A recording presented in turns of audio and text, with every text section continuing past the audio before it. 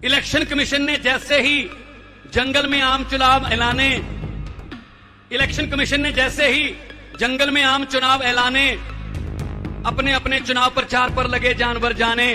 शेर जी बकरी के घर गए, बोले बहन जी सत श्री अकाल है, और सुनाओ क्या हाल चाल है। बकरी बोली हाल तो ठीक है, लेकिन मेरा दिल आज हैरान पड़ा है कि शेर मेरे आगे दोनों हाथ जोड़कर खड़ा है। शेर ने कहा बहन जी शर्मिंदा मत करो, अब हम जंगल में एकता और अखंडता से रहेंगे। अपने मेमनों को समझा देना कि अब शेर अंकल उनको कुछ नहीं कहेंगे। रंग बिरंगी झंडियों से रंगा पड़ा था चंबल, रंग बिरंगी झंडियों से रंगा पड़ा था चंबल।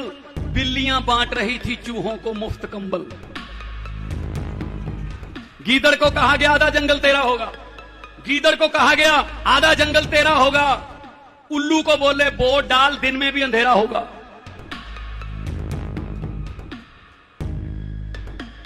चूहों को आश्वासन दिया गया चील नहीं रहेगी, वो उठा के ले जाती है ना उनको अपने पंजे में।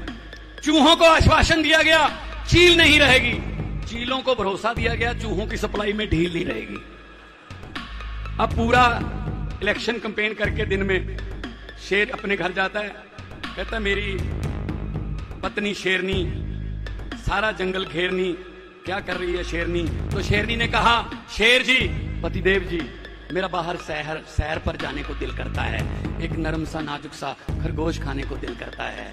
तो शेर ने कहा अरे भाग्यवान ये सुन ले मेरी फरियाद, खरगोश जितने मर्जी खा लेना लेकिन इलेक्शन के बाद, इलेक्शन के बाद। ऐसा करते हैं ये हमारे साथ, ऐसे वादे करते हैं, उनके साथ भी वादे कर लेते हैं, हमारे साथ भी वादे कर लेते हैं, और इलेक्शन के बाद ये खरगोश की तरह हम दिखाते हैं 5 साल।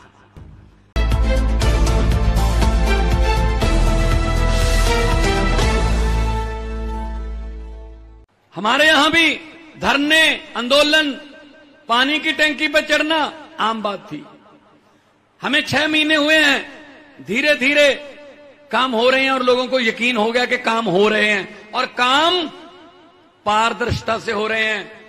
20,000 नौकरियां दी हैं। एक कोई आदमी खड़ा होकर कह दे मेरे से 1 रुपया मांगा गया इस नौकरी के लिए, तो हम जिम्मेदार हैं। इसलिए लोगों का विश्वास बन गया कि आम आदमी पार्टी वाले जो कहते हैं वो करते हैं। अरविंद केजरीवाल जी ने हम सबको ये निर्देश दिए हुए हैं 5 काम बोलो और 6 कर दो तो लोग शाबाशी देंगे। 5 बोलकर 6 कर दिए। अगर 5 काम बोल के 4 करोगे तो लोग कहेंगे नहीं इन्होंने वादा पूरा नहीं किया। इसलिए बोलो ही उतना जितना कर सकते हो।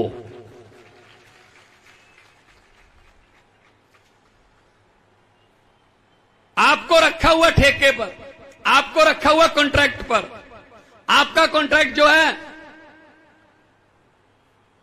वो कभी भी कैंसिल कर सकते हैं। उसमें क्लॉज है चलो जी आप घर पे जाओ। लेकिन आप पर मैं हैरान हूं बंगाल के अपना गुजरात के लोगों पर कि आपका तो कॉन्ट्रैक्ट ये कभी भी कैंसिल कर देते हैं, लेकिन बीजेपी का कॉन्ट्रैक्ट आपने 27 साल से बढ़ाते ही चले जा रहे हैं। आप उनका कॉन्ट्रैक्ट भी खत्म कर दो ना इस बार। उनको भी बेरोजगार करो, थोड़ा पता चले कि बेरोजगारी क्या होती है। उनके सर पे भी तलवार लटके तो उनको पता चले कि दर्द क्या होता है। वो तो 27 साल से बैठे हैं, कभी इधर कभी उधर, कभी इधर कभी उधर, उधर वाले इधर, इधर वाले उधर, यही चल रहा है। वो इलेक्शन का समय था, किसी पार्टी के दफ्तर में आग लग गई, पार्टी के दफ्तर से फोन गया फायर ब्रिगेड को कि जल्दी पहुंचिए जी हमारे दफ्तर में आग लग गई, ये विरोधियों की चाल है, हमारे जहां पूरा प्रचार की सामग्री पोस्टर झंडे यहीं पड़े हैं, सर हम इलेक्शन हार जाएंगे अगर ये आग आप पर काबू ना पाया गया। 5 मिनट के बाद उसी फायर ब्रिगेड में फिर फोन गया उसी आदमी का, कहते जी आने की जरूरत नहीं है, कोई आग बुझाऊ गाड़ी आने की यहां लाने की जरूरत नहीं है। तो उन्होंने पूछा क्या आग पर काबू पा लिया गया है? कहता आग पर काबू नहीं पा लिया, मैंने ही पार्टी बदल ली है। अब वो विरोधी पार्टी का दफ्तर है, जलने दो। ये होता रहा आपके साथ, कभी इधर कभी उधर। अगर ये ऐसा कर सकते हैं नेता लोग, कभी उधर बदल गए कभी इधर बदल गए, तो तुम एक जगह पे क्यों खड़े हो? तुम भी इस बार झाड़ू उठा लो, बदल लो।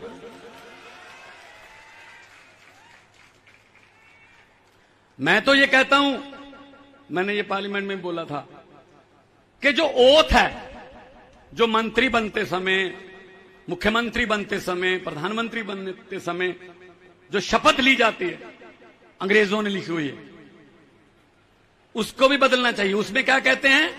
मैं भगवान की, ईश्वर की शपथ लेता हूं, मैं फलां फलां मंत्रालय संभालने जा रहा हूं, मैं सभी भेद गुप्त रखूंगा। अरे व्हाट्सएप के जमाने में गुप्त क्यों रखोगे भाई?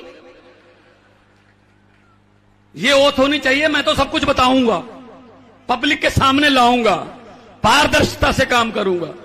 उसी गुप्त भेद में तो सब कुछ है। तो आम आदमी पार्टी पारदर्शिता की पार्टी है। जब भी टीवी पर आधे आधे घंटे के आम आदमी पार्टी के खिलाफ डिबेट चलती हो ना, जिसमें आम आदमी पार्टी को गालियां दी जा रही हो, ये ऐसे हैं, ये ऐसे हैं, ये फलां हैं, धिमका हैं, तो समझ लो देश के किसी न किसी हिस्से में हम जीत रहे हैं।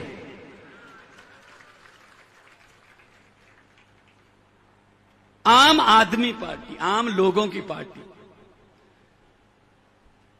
आप लोगों के जो कॉन्ट्रैक्ट साइन किए गए हैं, तलवार लटकाई हुई आपकी नौकरी पर, जब भी निकाल दें, कोई पता नहीं कब निकाल दें, कोई उसमें आपको सुविधाएं नहीं मिलती, तो फिर 75वें आजादी दिवस पर हम लाल किला से कैसे बोलने की हिम्मत कर सकते हैं कि देश को हम ये बना देंगे, वो बना देंगे, जब हमारे युवाओं को और हमारे जो कर्मचारी हैं उन्हीं को अभी पक्का नहीं कर पाए अभी तक।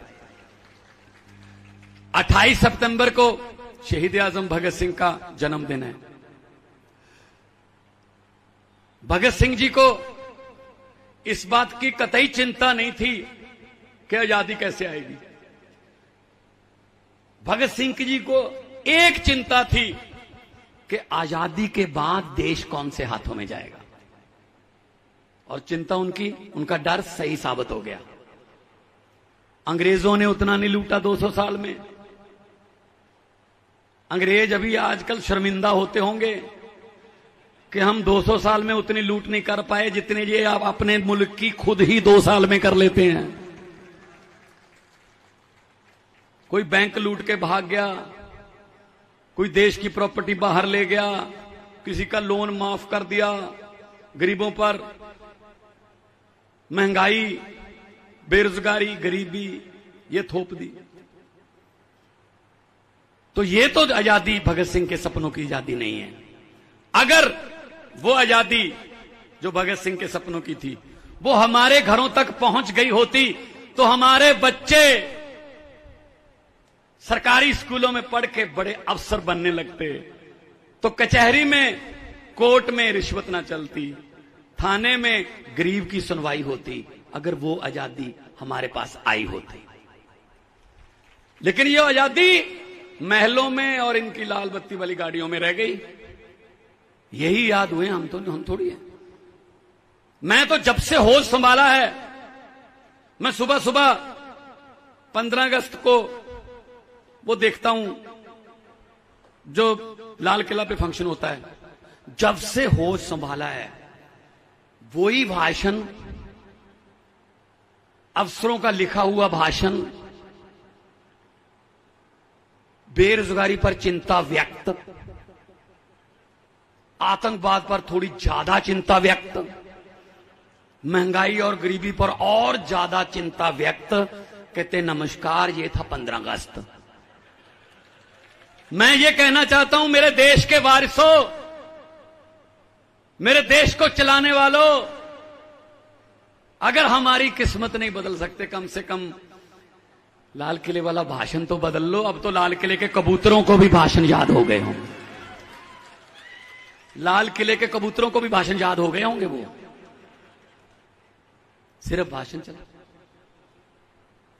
और हमें कह रहे हैं अगर अरविंद केजरीवाल जी पूरी दिल्ली में इलाज फ्री कर देते हैं, बड़े से बड़े ऑपरेशन फ्री कर देते हैं, बिजली का बिल जीरो आता है, महिलाओं के लिए बसों में सफर फ्री कर देते हैं, गुजरात में 10 लाख नौकरियों की बात करते हैं, 3,000 रुपए बेरोजगारी भत्ते की बात करते हैं, पंजाब में बिजली मुफ्त मोहल्ला क्लिनिक की बात करते हैं, तब ये कहते हैं केजरीवाल फ्री की रेवड़ी बांट रहा है। कहते हैं ना भाई, लोगों के टैक्स का पैसा लोगों पर लगाने को आप फ्री की रेवड़ी क्यों कहते हो?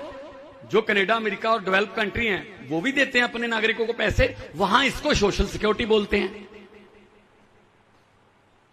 अच्छा, बिजली पैसे बचा के जो पुल बनना था 350 करोड़ में, उसको 200 करोड़ में बना के नई टेक्निक से 150 करोड़ बचा के लोगों की बिजली फ्री कर दी, इलाज फ्री कर दिया। ये फ्री की रेवड़ी थोड़ी है। अगर ये फ्री की रेवड़ी है तो मोदी साहब मुझे ये बता दीजिए, हर व्यक्ति के खाते में 15 लाख आने वाला पापड़ किसने बेचा था? अगर आप चाहते हैं गरीब हर वंचित इंसान की आवाज आप तक पहुंचे तो हमारे चैनल को सब्सक्राइब करें और बेल आइकन का बटन दबाना ना भूलें। देखते रहिए बहुजन हलचल न्यूज।